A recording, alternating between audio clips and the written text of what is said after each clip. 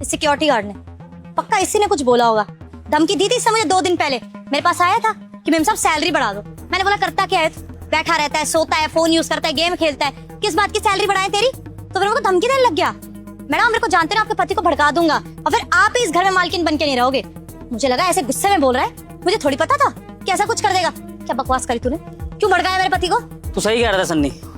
अब तो मुझे भी डाउट हो रहा है कि मेरी वाइफ का चक्कर चल रहा है और ये मुझे मारना चाहती है, क्योंकि अभी तक मैंने इसको जितना फोर्स किया है गाड़ी में चलने के लिए, इसको चल लेना चाहिए था। लेकिन अगर ये नहीं चल रही है तो उसका मतलब पक्का गाड़ी के ब्रेक फेल हैं और ये मुझे जान से मारना चाहती है, इसीलिए गाड़ी में चल नहीं रही है। ठीक है चेतना, तुम अगर गाड़ी में नहीं चल रही हो, तुमने खुद ही साबित कर दिया कि तुम्हारा चक्कर चल रहा है। इसने बोला, मैंने बोला था ना, मेरा अंदाजा बिल्कुल सही निकला कि इसने भड़काया होगा। और तुम भी विभोर, इतने पढ़े लिखे, इतनी बड़ी कंपनी है तुम्हारी, एक सिक्योरिटी गार्ड की बात पे विश्वास कर रहे हो तुम, अपनी बीवी की बात पे नहीं। कहीं चक्कर नहीं चल रहा है मेरा? कुछ भी नहीं है और ये झूठ बोल रहा है, भड़का रहा है तुम्हें। तुम ऑफिस जाओ चुपचाप। कोई भड़का नहीं रहा हूँ मैम साहब, सच का साथ दे रहा हूँ बस। आप तो साहब की हुई नहीं, साहब ने आपके लिए इतना कुछ किया लेकिन आपको कोई फर्क ही नहीं पड़ता ना। आपको गाड़ी में घूमना था, साहब ने आपके लिए नई गाड़ी खरीदी, आपने जो मांगा समय से पहले दिया। मैम साहब आज तक ना सिर्फ देखते आ रहे थे न्यूज़ में कि किसी ने किसी को खाई में धक्का दे दिया, कभी किसी ने नीले ड्रम में डाल दिया अपने पति को, लेकिन आज हमारे सामने ये चीज़ होते हुए देखी ना, पहले तो यकीन नहीं हुआ, लेकिन अब लग रहा है कि इस दुनिया में किसी पे भी भरोसा करना बहुत मुश्किल है सच में।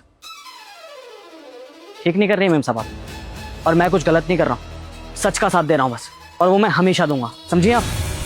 सन्नी, मुझे लगता है कि तेरी मेम साहब का बॉयफ्रेंड ना कोई नल्ला बेरोजगार है, उसकी कोई औकात ही नहीं है, तभी तेरी मेम साहब उस बेचारे के लिए खुलकर स्टैंड ही नहीं ले पा रही है। क्योंकि अगर ये अपने बॉयफ्रेंड से सच्चा प्यार करती तो अभी तक तो उसके बारे में खुलासा कर देती, लेकिन लगता है कि ये ना उसको अपना कोई छोटू बना के रखना चाहती है, जो बस इसके टुकड़ों पे पले, तभी उसको रिवील करने में भी शर्म आ रही है। समझ सकता हूँ मैं, कोई बात नहीं, मत करो रिवील अपने बॉयफ्रेंड को। साहब जी, ऐसे मर्द को तो हमारे गांव में कुत्ता बोलते हैं। कुत्ता हुआ ना, कुत्ता। हाँ सही कहा तूने, कुत्ता।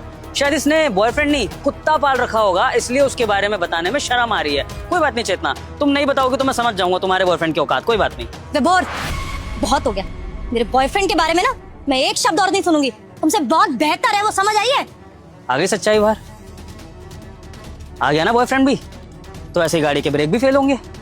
बस यही सच्चाई मैं तुम्हारे मुंह से सुनना चाहता था चेतना। पता है, जब थोड़ी देर पहले ये गार्ड मुझे भड़का रहा था, इसने मुझे वीडियो दिखाई हमारी नौकरानी की इस फोन में, कि वो बता रही थी कि तुम्हारा अफेयर चल रहा है, तुमने ब्रेक फेल करा दिया। फिर यही बात इसने भी बोली।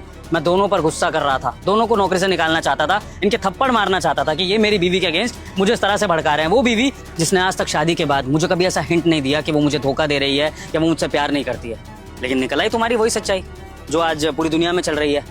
अरेंज मैरिज कर लेती हो तुम लड़कियां, फिर तुम्हें तुम्हारा पति पसंद नहीं आता है, फिर